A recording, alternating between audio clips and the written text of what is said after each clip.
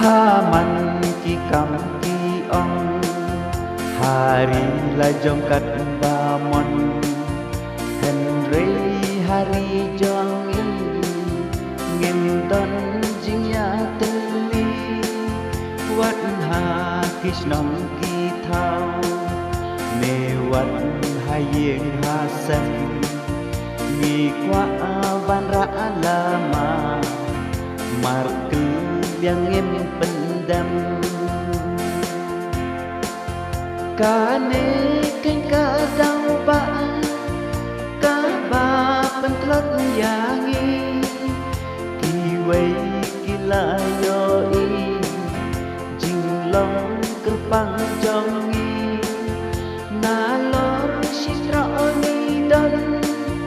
jing ya telingin don sen ya ki bakli badon mesin iri jangan man lagi bentar man ki porni dawa ban yo ya la ka ngi hap ban shom surok kan re habaki tip bangim la le jing ya telingin don ki le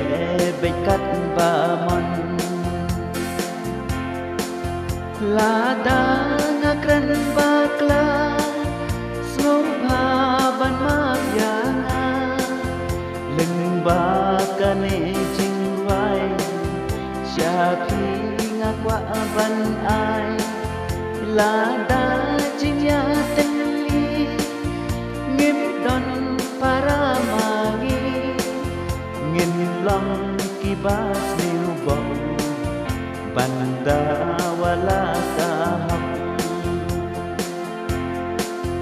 satang kane kawe ngaben ken mau ya pi